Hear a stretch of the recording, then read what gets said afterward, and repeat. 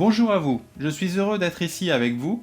Je sais que vous recherchez l'indépendance financière par tous les moyens et aujourd'hui je vous propose de partager mon expérience avec vous sur le sujet.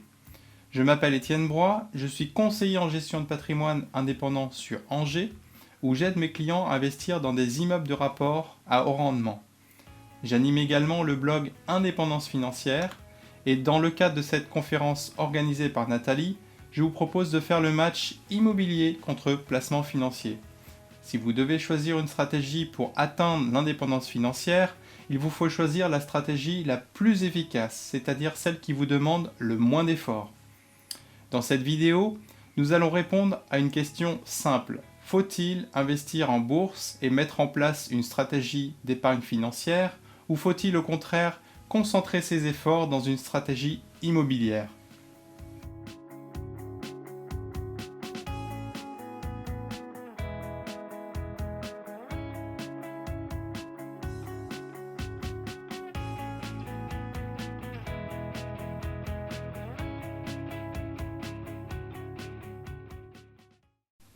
Dans cette vidéo, nous ferons un comparatif sur le long terme entre immobilier et placement financier, et vous verrez que leur efficacité est très différente.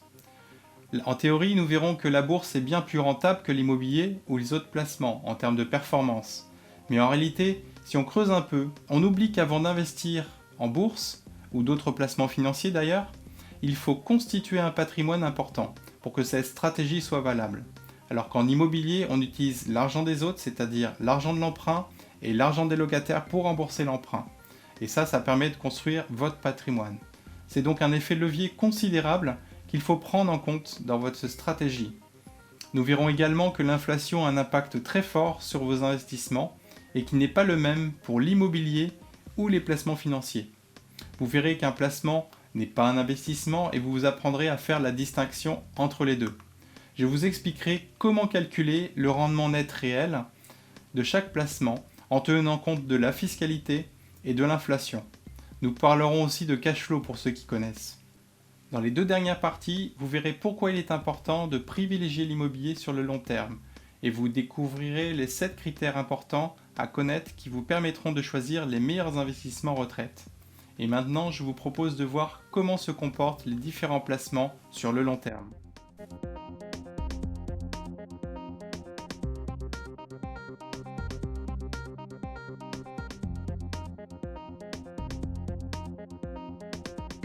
Alors maintenant, comparons l'immobilier et les autres placements sur le long terme. Là, on a suivi l'évolution de 65 à 2013.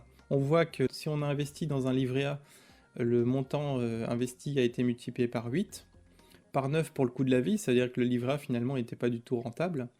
La bourse c'est x20, le monétaire x21, l'immobilier x26, l'or x28, l'immobilier rendement 6%, on est x40, les obligations x46 et la bourse avec les dividendes réinvestis, on est à x70. Mais ce graphique est faux car il ne tient pas compte d'un élément essentiel, c'est l'effet de levier du financement.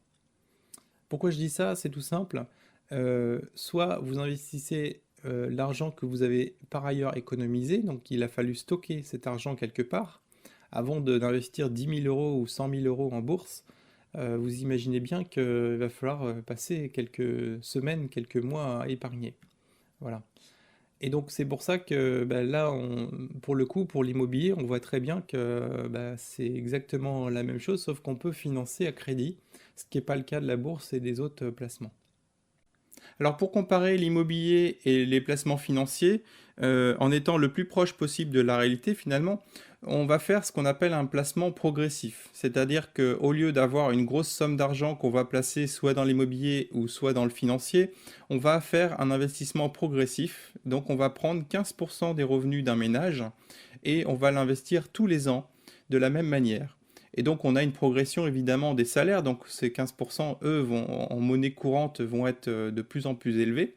Voilà. Et donc pour ça, en fait, on a reconstitué la carrière, donc le salaire d'une personne qui avait la même fonction, qu'on appellera ici Monsieur Martin.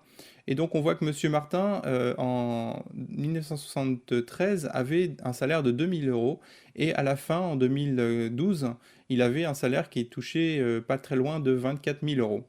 Donc on a pris un couple qui touchait exactement le même montant, c'est-à-dire 24 000 euros net. Donc ça fait un ménage qui touche 48 000 euros.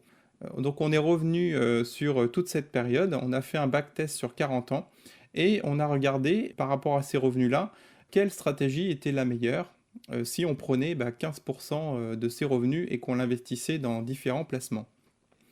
Les objectifs de cette simulation sont très simples, hein, c'est de déterminer les meilleurs placements avec une épargne constante. Donc là, on prend 15% des revenus mensuels.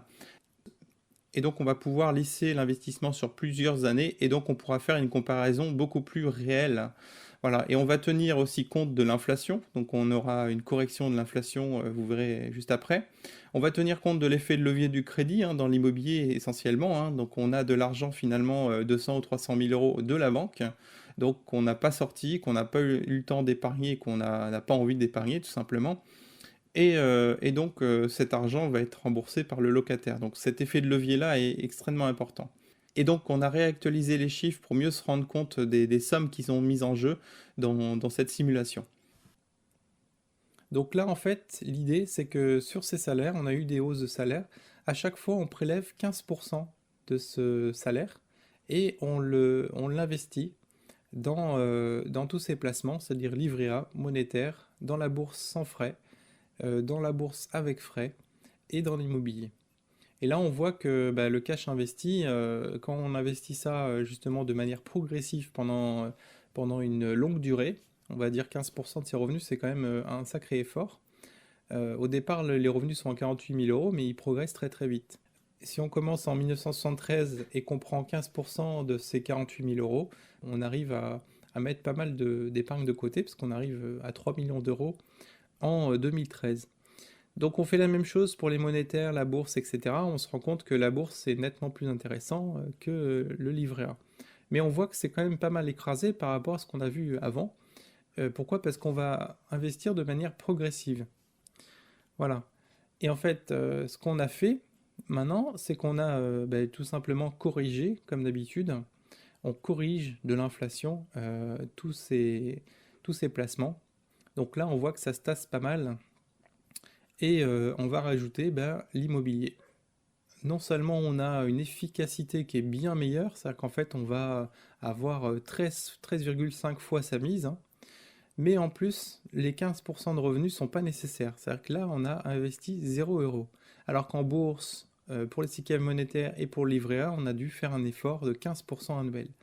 Donc le cash investi est égal à 0, c'est-à-dire qu'en fait les premières années il y a eu un effort, mais qui ont été compensés finalement par tous les gains par la suite. Alors le bilan entre financier et immobilier, il est devant vos yeux ici, hein. Donc là on voit que l'effort mensuel, lui, il est toujours obligatoire, donc on est obligé de mettre 15% tous les mois pendant 40 ans. Et au final, le gain net est vraiment très faible, hein. Sur 40 ans, d'avoir 370%, c'est très faible.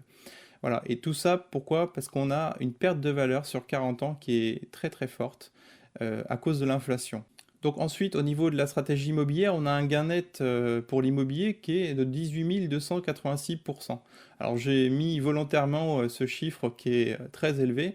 Pourquoi? Parce qu'en fait, on a fait quelques dépenses, hein. Au tout début, on a un investissement à 6%, mais très vite, en fait, on s'est rendu compte que l'immobilier est monté, que les loyers montaient aussi, et donc l'effort, il s'est amoindri très très rapidement. Donc l'effort a été limité grâce à l'argent des autres, hein, l'argent de la banque et l'argent des locataires. On a eu aussi l'inflation qui est venue gonfler les loyers et évidemment donc là on parle d'effet de levier qui est considérable, hein, c'est-à-dire qu'on n'a finalement pas grand-chose à payer. Donc on a pour la stratégie immobilière un rendement qui est infini et une dépense qui est nulle. C'est-à-dire qu'en fait l'argent qu'on a mis tout à fait au départ, on l'a récupéré très très rapidement.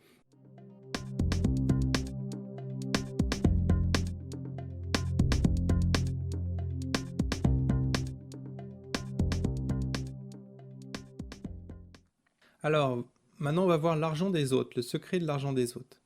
Alors, on a deux situations, deux possibilités. Soit on épargne et on utilise son propre argent. Donc, en fait, on va comment dire, prendre le temps de monter un capital, soit on utilise ce qu'on appelle l'argent des autres, donc dans ce cas précis, ça va être l'argent du banquier et l'argent des locataires.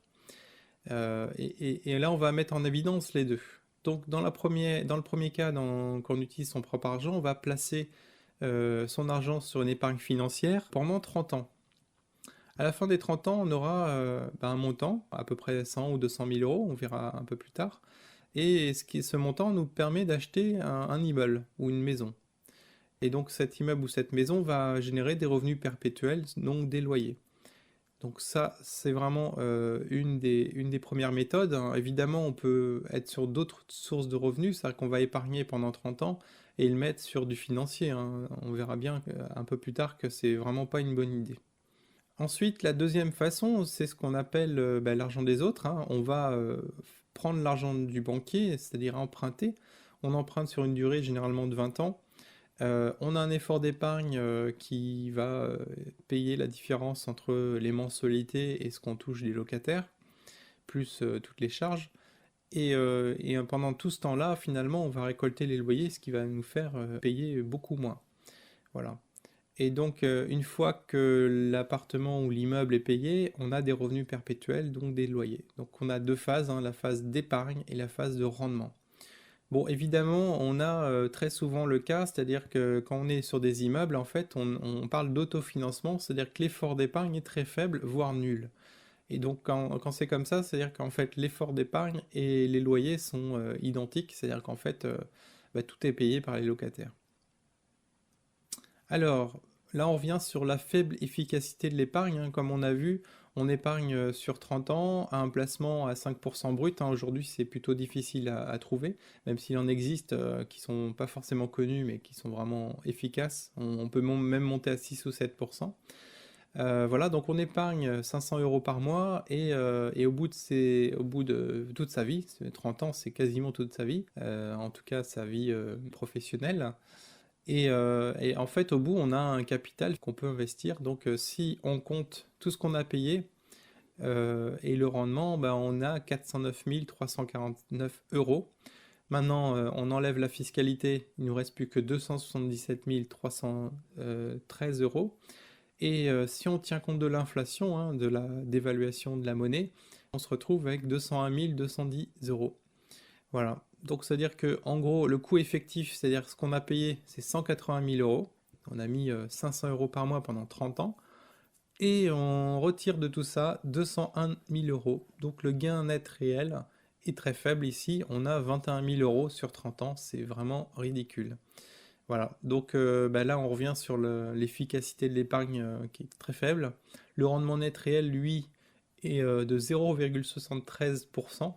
Parce qu'en fait, on va avoir l'inflation, on verra comment il agit sur les revenus et sur le capital.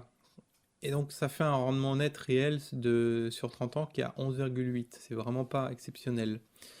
Voilà. Ça, c'est important de savoir calculer ce genre de choses, même si ça paraît un peu compliqué. Ce qu'il faut voir finalement, c'est que même avec un rendement de 5%, on se retrouve à quasiment la même somme et c'est pas brillant. Alors, pourquoi on a une si faible efficacité, hein? C'est tout simple, on a un rendement brut du placement qui est à 5%, mais on a des frais, c'est-à-dire qu'en fait, il y a la fiscalité IR, si on a une tranche marginale à 30% qui est forte, hein, on enlève 1,5% de rendement. On a les CSG, CRDS qui a tendance à augmenter ces derniers temps, ça nous enlève 0,78% en plus. Et évidemment, l'inflation. Si on a 2% d'inflation, en fait, c'est tout simple. On enlève ces 2% sur le rendement.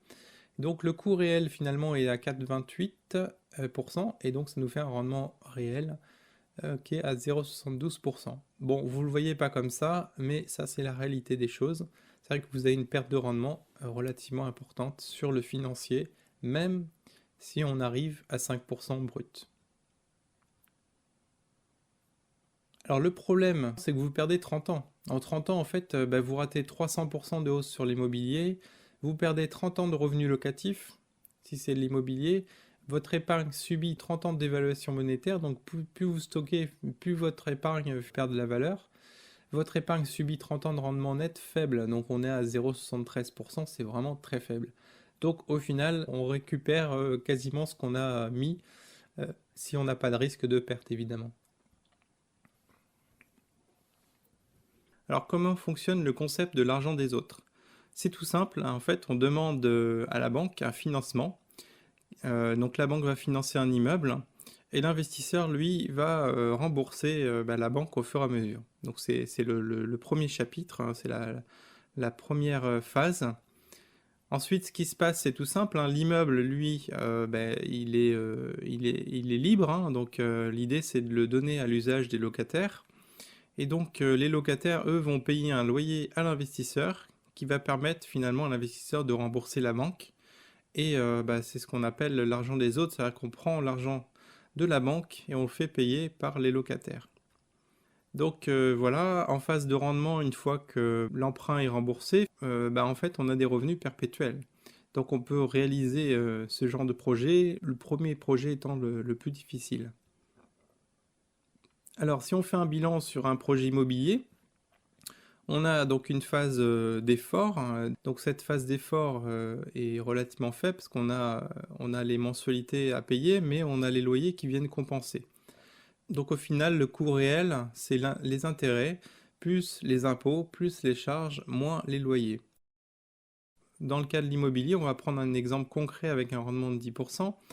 On a un immeuble qu'on achète 200 000 euros, on a un apport de 5 000 euros qui généralement correspond aux frais de notaire. Donc les loyers bruts reçus sur toute la durée, hein, de l'investissement, c'est-à-dire 20 ans, on a 485 700 euros. Les charges payées, toutes charges confondues, c'est 96 300 euros. Hein. Là, je peux très bien être sur l'assurance, sur la gestion locative, etc. Le total des intérêts payés, c'est 97 600 euros. Donc cet argent-là est perdu, hein, évidemment. Le total des impôts payés également est à 132 200. Là également, c'est de l'argent totalement perdu. Mais le coût réel pour le proprio est finalement négatif, parce qu'en fait, les loyers perçus couvrent quasiment tous les frais et génèrent même sur la durée en fait un peu de cash flow, c'est-à-dire que le coût réel est à moins 159 000, c'est-à-dire qu'en fait, il touche 159 000 sur 20 ans. Donc on a un patrimoine à terme qui vaut 300 000 euros. Au départ, on l'achète 200 000, donc sur 20 ans, évidemment, ça se revalorise. Le gain net réel, lui, est à 459 600 euros. Donc là, on voit bien qu'il y a un effet de levier qui est grâce finalement au revenu locatif. L'effort d'épargne est supporté essentiellement par les locataires. Nous, on supporte, je dirais, les coûts liés à l'entretien, au fonctionnement, etc. et à la fiscalité. Et donc le rendement, lui, réel est relativement élevé. Donc si on fait une petite comparaison comme on a fait tout à l'heure sur l'effet de levier ou avec ou sans, on se retrouve dans le premier cas à avoir une rentabilité financière qui est identique, hein. Si on achetait cet immeuble cash, on aurait une rentabilité financière à 10%, ce qui est pas mal. Mais bon, c'est pas forcément exceptionnel non plus. Quand on fait un emprunt, hein, là on apporte 5 000 euros, on fait un financement de 195 000 euros à un taux de 4%. La rentabilité économique est identique, par contre la rentabilité financière est à 111%. Pour le calculer, en fait, on fait 10 000, hein, ce que génèrent les revenus chaque mois. On enlève les intérêts annuels moyens payés sur 20 ans, donc on est autour de 4 430 euros, et on le divise par finalement l'apport qu'on a mis, donc ça nous fait 111%. C'est très très important, c'est plus de 10 fois le rendement. Donc c'est-à-dire que ici, finalement, on va pas apporter grand-chose. La seule chose qu'on apporte, c'est 5 000 euros, et encore, la rentabilité est meilleure si on apporte 0. Voilà. Donc là, dans ce cas-là, rentabilité économique 10%, rentabilité financière, donc le fameux TRI, on est à 111%. Sachant que bon, dès qu'on dépasse 35, généralement, c'est qu'on paye absolument rien. Voilà, donc ce qui est important à retenir, c'est que plus vous empruntez, plus votre rentabilité est élevée. D'où l'intérêt de faire le minimum d'apport, de garder son cash pour faire d'autres projets. Et ça, on le verra un peu plus tard dans la formation. Donc le bilan de l'argent des autres, on compare bien son propre argent et l'argent des autres, hein, les deux stratégies. On voit que l'épargne financière nette est très faible, ici en rouge, hein, on a un rendement net à 0,72%, c'est vraiment trop faible. À la fin, on arrive à mettre de côté 200 000 euros, mais ça nous a quand même coûté 180, donc on ne récupère pas grand-chose. Et après, on part dans une stratégie de revenu perpétuel, hein. Donc c'est quelque chose d'assez intéressant. Sauf que là, comme on l'a vu avant, on perd beaucoup de temps et on ne profite pas du fait de le louer. Donc dans la deuxième stratégie, on achète tout de suite un immeuble ou une maison, on la met en location, le rendement net réel, c'est-à-dire en fait le rendement de l'argent qu'on met, il est à plus de 18% par an. Hors plus-value évidemment, hein, on ne la calcule pas la plus-value. Et donc en fait on touche des loyers sur ces 20 premières années et sur la suite aussi. Donc là en termes de rendement, on paye quasiment rien et l'effort est très faible. Alors en 20 ans, l'intérêt pour construire une stratégie de rente, c'est que pendant 20 ans, on profite de la hausse de l'immobilier, hein. Si on prend les 20 dernières années, on était à 200%, même légèrement plus, mais bon, c'est peut-être des cas exceptionnels. Donc ce qui fait un patrimoine multiplié par 3. Vos locataires payent l'essentiel des mensualités. C'est quelque chose qu'on verra dans les vidéos suivantes. C'est quelque chose de très intéressant pour vous. C'est-à-dire que l'effet de levier, il est là aussi. Votre patrimoine ne subit pas de dévaluation monétaire. On a vu que si on mettait de l'argent de côté dans des placements, finalement, on avait une dévaluation de cette monnaie qui faisait qu'on aboutissait à un rendement relativement faible. Là, c'est pas le cas en fait, parce que l'immobilier va prendre de la valeur et les loyers aussi. Et 20 ans après, vous avez des revenus perpétuels. C'est quand même ça qui est très fort. Une stratégie financière vous demanderait énormément d'efforts pendant 30 ans, parfois plus, et au final, quelque chose de pas très efficace. Là, au bout de 20 ans, pendant 20 ans, vos locataires payent une grosse partie, et après, ils payent absolument tout, c'est-à-dire qu'en fait, c'est eux qui génèrent le cash flow.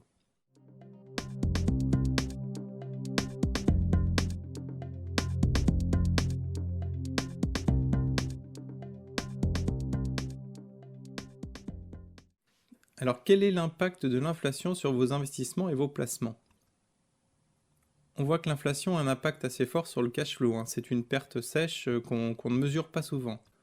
En fait, vous vous en rendez pas forcément compte, mais ça, plus la fiscalité, ça fait quand même quelque chose d'assez important. Alors si on regarde maintenant les salaires sur une carrière qu'on a reconstituée depuis 1973 jusqu'à 2012, hein, pour un même poste, on s'est rendu compte finalement que les salaires avaient été multipliés par 10. Et si on fait une correction de l'inflation, c'est-à-dire qu'on paye en monnaie constante, on se rend compte que les salaires finalement ils stagnent. Là, on voit très bien hein, les deux barres rouges. On voit que il y a eu deux phases en fait jusqu'aux années 80, fin des années 80.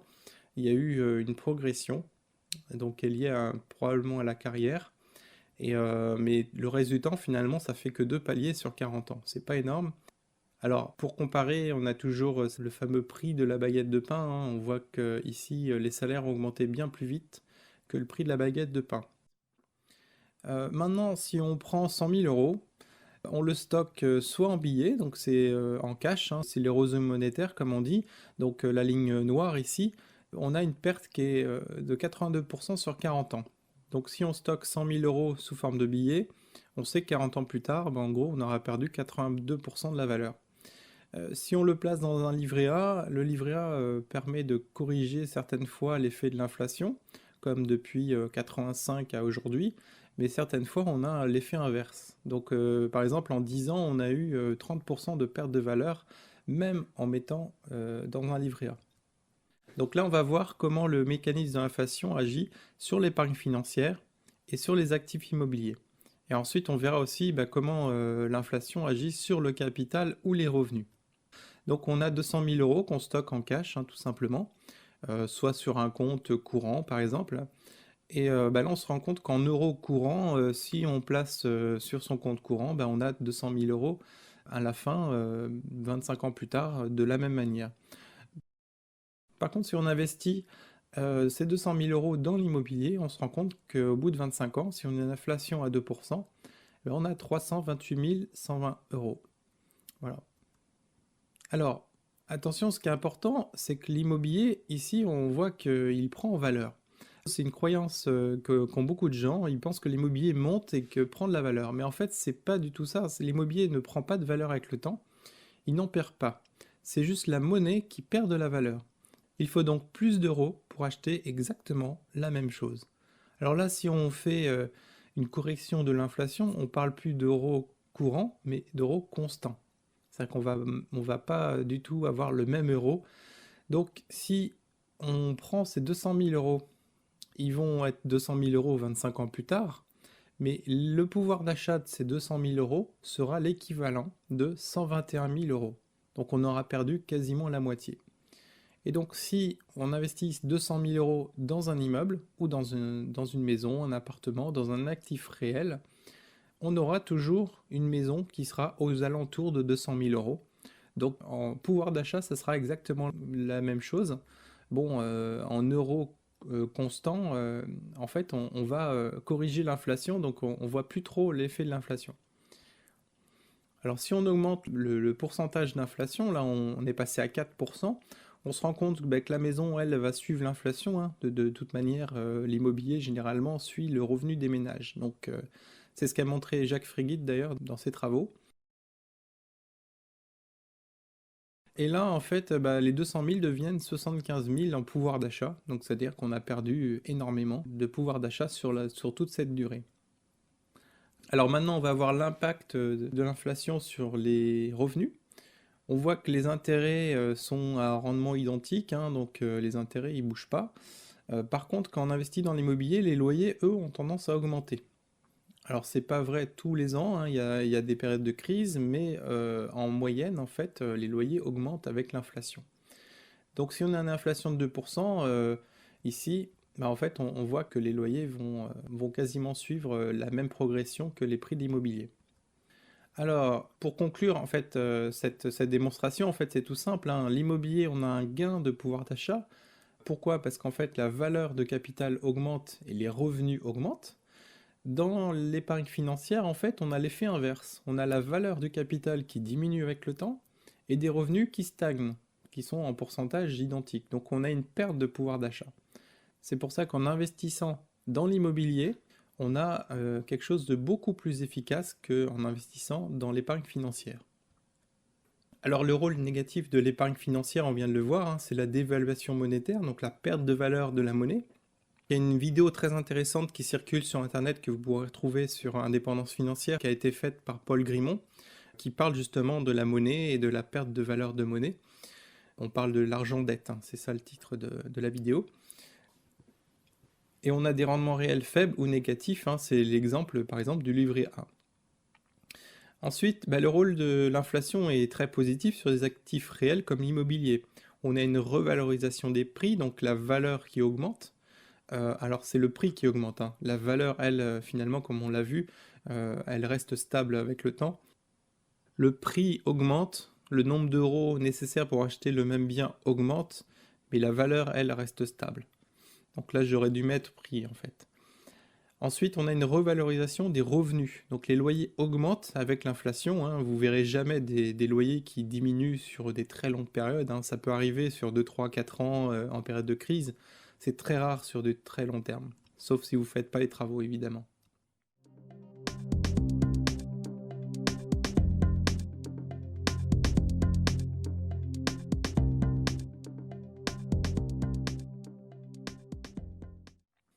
Alors, dans cette partie, on va voir la différence entre un placement et un investissement. Donc, il faut bien voir qu'un placement n'est pas un investissement. Quand on regarde un investissement, la définition, c'est une opération qui permet de renouveler et d'accroître le capital d'une économie. Donc, en clair, un investissement, il génère du cash flow, il procure des revenus réguliers, hors plus-value évidemment, et c'est un actif réel qui ne perd pas de valeur avec le temps. Ça, c'est très important. Un placement, en fait, selon la définition du petit Robert, hein, c'est une action de placer son argent. Bon, c'est très simple, très simplifié, mais en clair, il génère peu de rendement net. On l'a vu, hein, autour de 0,7-0,8%. Le cash flow est proche de zéro, hein. C'est-à-dire qu'en fait, en rendement net, on est très faible, donc forcément, les revenus que génère ce cash sont très faibles également. Le capital peut perdre de la valeur avec le temps, hein. Justement, on voit l'impact de l'inflation sur le capital. Il s'agit souvent d'une dette. Quand vous mettez votre argent en banque, en fait, la banque vous donne une créance. C'est-à-dire qu'en fait, elle vous doit de l'argent, mais elle n'a pas l'argent, elle n'a plus l'argent. Donc c'est une créance, donc une dette. Voilà, si vous investissez dans des fonds en euros, c'est pareil, c'est des obligations. Des obligations, c'est une dette d'État, tout simplement. Il s'agit très souvent aussi d'un produit financier non tangible, hein, c'est basé sur pas grand-chose. C'est souvent basé sur de la confiance ou de la dette. Donc voilà, c'est un placement finalement n'a pas forcément les mêmes caractéristiques qu'un investissement. Alors, l'investissement, lui, permet de générer des revenus, donc du cash flow, dès le départ. Le coût du financement, les intérêts, doit être inférieur au rendement net réel, ce fameux TRI. Donc voilà, on peut imaginer par exemple un investissement dans une machine-outil, si on génère moins de cash flow que ne coûtent les intérêts, on n'investit pas. C'est vraiment la règle numéro 1. Alors le placement, lui, permet de stocker un capital pour une utilisation ultérieure. C'est vraiment pas du tout la même fonction. Alors c'est souvent utilisé comme une réserve de sécurité. Le rendement net doit être au moins positif. Sinon, l'érosion monétaire fait perdre du pouvoir d'achat à votre capital. Donc ça, c'est primordial. Un placement est là pour stocker, un investissement est là pour générer des revenus.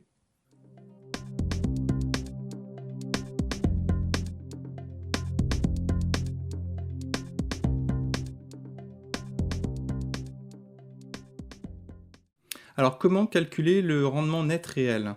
C'est tout simple, en fait, on va utiliser la méthode du cash flow. Donc cash flow en anglais, c'est le flux de trésorerie. Donc pour ça, on a fait un petit schéma qui symbolise en fait tous les flux entrants et les flux sortants. Alors on a les flux entrants, hein, ici en orange, des revenus bruts auxquels on a soustrait les charges précédemment. Et on a les flux sortants, ici en rouge, comme la fiscalité, qui vient gréver le rendement, et l'inflation. Ensuite, une fois qu'on a soustrait la fiscalité et l'inflation, on a un revenu net réel. Voilà, et ce revenu, en fait, va venir alimenter un patrimoine. C'est-à-dire qu'en fait, on va gagner cet argent, on a payé notre fiscalité, on a tenu compte de l'inflation, et donc c'est un réel revenu qui tombe dans la poche. Donc le patrimoine, lui, va être impacté par l'ISF, donc qui est un autre impôt, et aussi par l'inflation. C'est-à-dire qu'en fait, si on a gagné un peu d'argent, mais que l'inflation passe par derrière, on risque de perdre encore un peu plus. Donc voilà, la plus-value, elle, va se faire au moment de la vente, donc sur le patrimoine et non sur les revenus. Donc là, on revient sur les faibles rendements des produits financiers. Donc là, on a l'assurance vie, hein, qui est un produit plus ou moins défiscalisé selon la durée de détention. Donc on va prendre un rendement brut charge déduite qui est à 3,5%. C'est les performances des meilleures assurances vie au jour d'aujourd'hui. Et donc au niveau fiscalité, on a ici une perte de rendement de 0,81%. Pourquoi? Parce qu'on a, après 8 ans, 7,5% d'impôts à payer, plus 15,5% de CSG-CRDS, ce qui nous fait une fiscalité à peu près à 23%. Donc je ne vais pas rentrer trop dans le détail, mais bon, c'est un calcul qui est valable au 1er janvier 2014. Évidemment, il sera à modifier par la suite. Ensuite, on a l'inflation. Là, donc, dans notre exemple, si on prend 2%, c'est-à-dire qu'en fait, on a un rendement brut qui est à 3,5%, on enlève 0,8 de fiscalité et 2% d'inflation. Ce qui est tout à fait logique, hein, le capital perd finalement 2% de pouvoir d'achat. Et on arrive à un rendement net réel qui est à 0,69%. Donc ce rendement, évidemment, est corrigé de l'inflation. Donc ça, c'est la vraie valeur que vous avez créée, c'est-à-dire pas grand-chose. Ensuite, on a les rendements négatifs pour certains produits bancaires, hein. On va parler ici du livret A, par exemple. Donc on a un rendement brut qui est à 1,25% au 1er janvier 2014. La fiscalité, évidemment, c'est un livret défiscalisé. Donc c'est un gros avantage, donc la fiscalité est zéro, là on n'a pas de perte de rendement de ce côté-là. Par contre, si on prend toujours comme exemple une inflation à 2%, là on se rend compte qu'on a un rendement net réel négatif, on est à moins 0,75%. Donc là, votre capital perd de la valeur tous les jours. Donc c'est pas forcément une bonne option, et on voit que dans cette méthode du cash flow, on comprend bien que le tuyau est plus du tout alimenté, et donc finalement notre capital il diminue de jour en jour. Ensuite, on va prendre les produits boursiers, hein, donc on va prendre un compte titre, hein, par exemple. Voilà, et là on va démontrer la fausse rentabilité des produits boursiers. Donc on va imaginer que vous avez un rendement net réel avec les charges déduites à 7%. Donc là la fiscalité est assez importante, hein. Si on a une tranche marginale de 30% ici, on va avoir à payer 30% plus 15,5 de CSG, c'est-à-dire 45,5% des sommes qu'on a gagnées. Donc la fiscalité vient fortement gréver la rentabilité des produits boursiers. Ensuite, comme les autres fois, on a l'inflation, hein. Donc dans l'exemple, si on a 2% d'inflation, au final, on a un rendement net réel de 1,81%. Et donc on pense faire 7%, et au final, en réalité, on est à 1,8%, ce qui est plutôt faible. Le problème, c'est que le ratio entre le risque et le rendement est pas très bon. C'est-à-dire qu'en fait, on prend beaucoup de risques pour peu de résultats au final. Si on faisait un bilan sur 20 ans pour l'immobilier, on va parler de la phase d'emprunt, hein, ici. Donc Monsieur Martin a investi dans un immeuble qui vaut 200 000 euros. L'achat de l'immeuble a été de 200 000 euros, mais l'apport finalement, c'était que 5 000, le reste a été emprunté. Alors là, on a fait une simulation, comme la dernière fois, qui était assez précise. On a des loyers bruts perçus sur 20 ans qui sont à 485 000 euros. On a des charges payées à 96 000 euros, des intérêts d'emprunt qui sont à 97 000 euros, des impôts qui sont à hauteur de 132 000 euros. Il y a un coût réel pour le propriétaire qui est négatif à moins 159 000 euros. C'est-à-dire quoi? C'est-à-dire que finalement, le propriétaire sur 20 ans n'a pas eu à débourser quoi que ce soit, il a même gagné 159 000 euros. Donc ce qui est important à signaler ici, c'est que nous n'avons pas besoin de plus-value pour faire de la performance comme en bourse, comme dans tous les autres placements financiers. Donc le secret, c'est ici le cash flow, donc c'est-à-dire le flux de trésorerie, comme on l'a vu juste avant, et le TRI, le taux de rendement interne. Donc je ne vais pas me détailler ici le calcul du taux de rendement interne, et donc le gain net réel ici est relativement important, auquel on peut ajouter évidemment la plus-value, qui reste une cerise sur le gâteau, et le fait que les revenus soient perpétuels du fait qu'on ait remboursé l'emprunt. Donc si on reprend notre exemple immobilier avec les vrais chiffres, on est à 1 623 euros par mois de revenus locatifs, donc net de charges, c'est-à-dire qu'on a enlevé toutes les charges à payer. Donc on a une fiscalité à 550 euros qui vient des revenus fonciers et de la CSG, hein, donc c'est une moyenne ici sur 20 ans. On a des intérêts à payer pour la banque donc, qui s'élèvent à 407 euros pendant 20 ans également. Et donc l'avantage, c'est qu'on n'a pas d'impact de l'inflation sur ces revenus, parce qu'ils vont être revalorisés avec l'inflation, justement. Et donc on a des revenus nets réels de 665 euros hors plus-value pendant toute la durée de l'emprunt, mais cette somme-là va permettre finalement de rembourser le capital dû à la banque. Voilà, donc ça permet finalement de s'enrichir sans vraiment s'en rendre compte. La plus-value, comme on l'a vu, on vient la voir tout à fait à la fin, une fois qu'on vendra l'immeuble. Et donc une fois qu'on a remboursé l'emprunt, on passe dans la phase dite de rendement. Donc on a des revenus locatifs nets de charges qui sont toujours à peu près identiques, hein, 1 623 euros par mois. Et la fiscalité ici est bien plus forte du fait qu'on n'a plus d'intérêt d'emprunt à déduire. Donc la fiscalité, c'est essentiellement les revenus fonciers et la CSG CRDS. L'inflation n'a pas d'impact, hein, les loyers vont suivre l'inflation et le prix du bien également. Voilà, et donc on a des revenus nets perpétuels de 885 euros par mois, sans rien dépenser.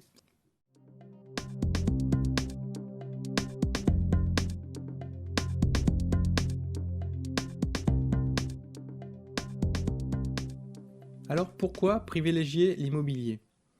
C'est tout simple, hein, on a en fait des prix qui ont tendance à monter grâce à l'inflation. Donc comme on l'a dit, hein, c'est l'inflation, c'est pas la valeur qui monte, c'est le prix. Donc il faut absolument plus d'euros pour acheter la même chose.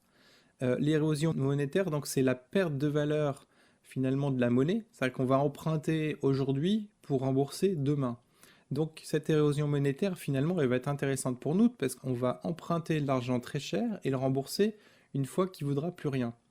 Donc en gros, une fois que les salaires augmentent, c'est beaucoup plus simple de rembourser ces crédits. Donc d'un côté, on a les loyers qui augmentent, les prix immobiliers qui augmentent avec l'inflation, et donc l'enrichissement, lui, augmente.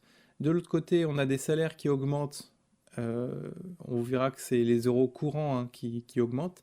Les mensualités, elles, stagnent, et l'effort d'épargne, évidemment, il est de plus en plus facile. Donc l'enrichissement, il se fait à ce niveau-là.